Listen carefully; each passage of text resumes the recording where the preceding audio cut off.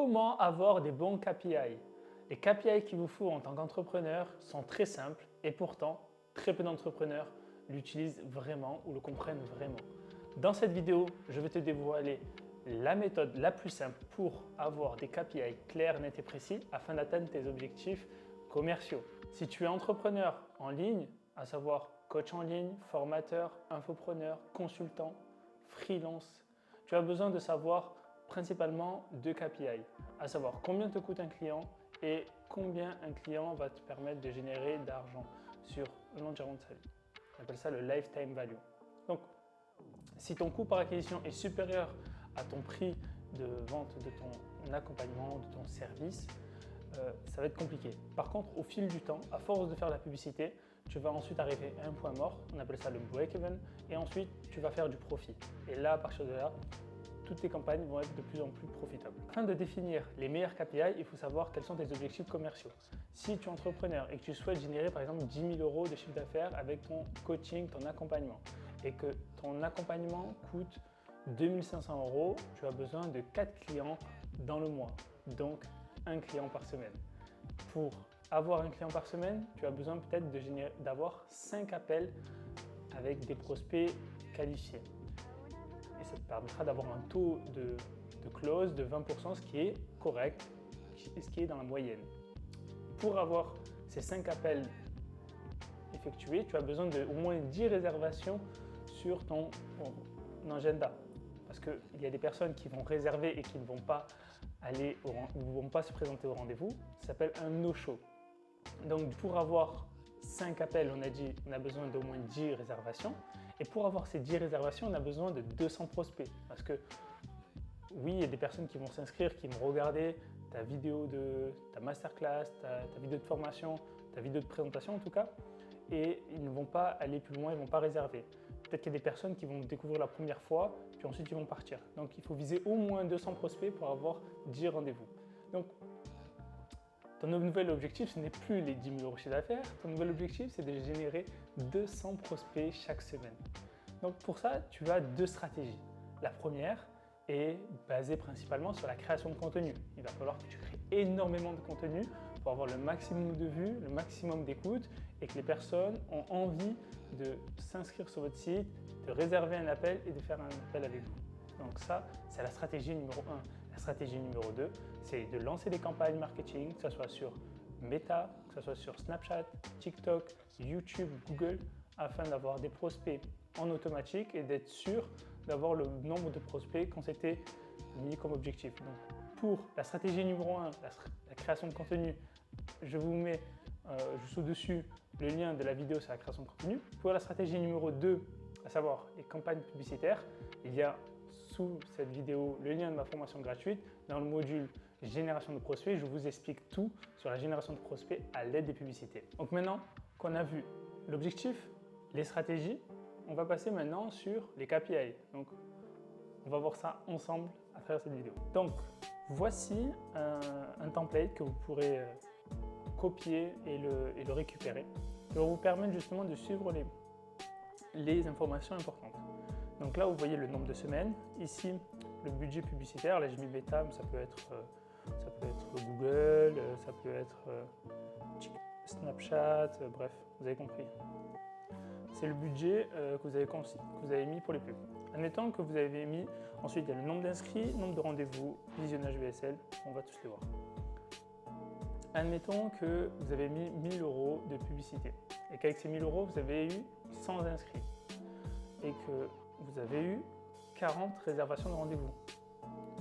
Sur ces 40 personnes qui ont réservé, il y en a 10 qui ont quand même vu la vidéo de présentation.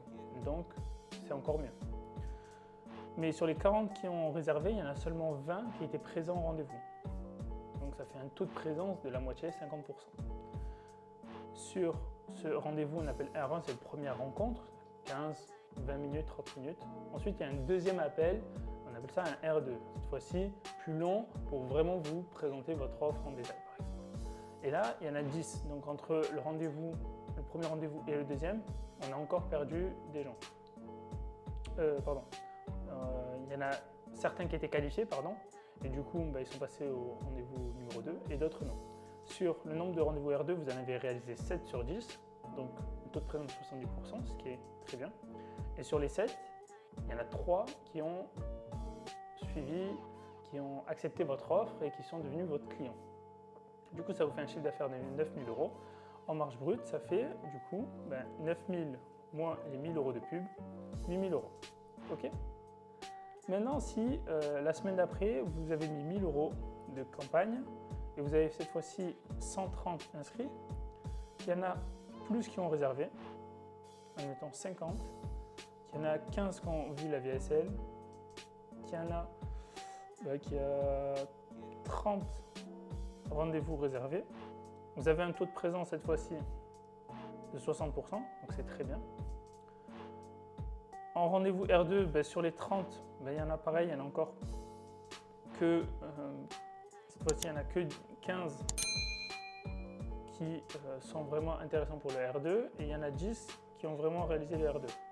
Donc là, vous avez un taux de présence là aussi à peu près de 66%. Et sur ces 10 personnes que vous avez présenté votre offre, que vous avez fait un beau pitch de vente, il y en a 4 qui sont devenus clients. Donc cette fois-ci, vous avez généré 12 000 euros en une semaine.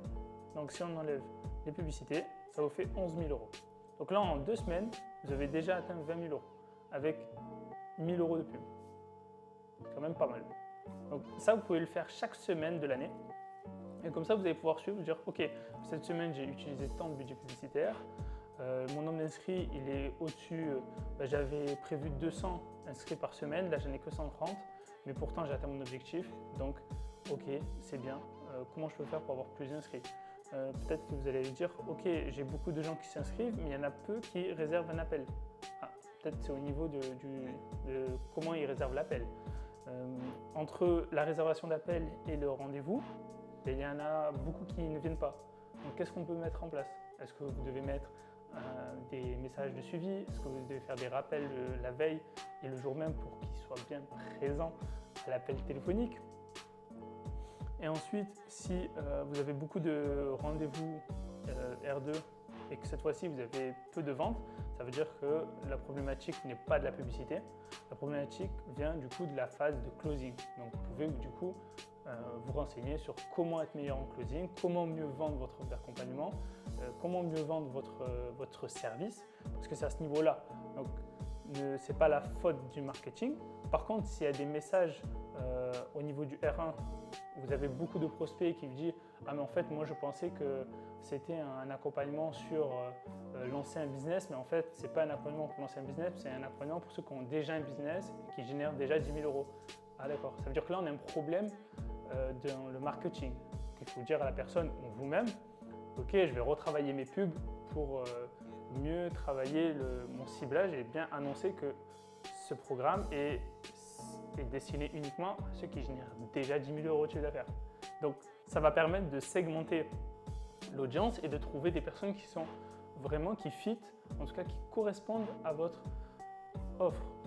Donc, n'hésitez pas à récolter des données, que ce soit au niveau des premiers appels, au niveau des premiers appels et aussi de la manière dont ils ont rempli les questionnaires pour justement comprendre est-ce que le message marketing est bien passé ou pas, est-ce que mes campagnes de pub fonctionnent bien ou pas. Donc voici un exemple de KPI que vous pouvez suivre par rapport à vos campagnes publicitaires, que ce soit là c'est avec le tunnel de vente, vidéo présentation, vidéo 2.0 que j'explique mes informations gratuites, ou là, le tunnel, on appelle ça le social funnel, le tunnel social, où cette fois-ci on envoie de la pub pour demander aux personnes d'envoyer un message par DM. Donc là on a le nombre de DM, pareil là aussi. Donc admettons j'ai mis 1 000 euros de pub dans la semaine, j'ai eu 120 DM, j'ai eu seulement 30 rendez-vous réservés. Sur les 30, il y en a 15 qui ont vu la vidéo. Il y en a 15. Voilà, vous avez compris, l'objectif c'est de remplir ces colonnes petit à petit. Et à la fin, vous allez avoir une marge brute.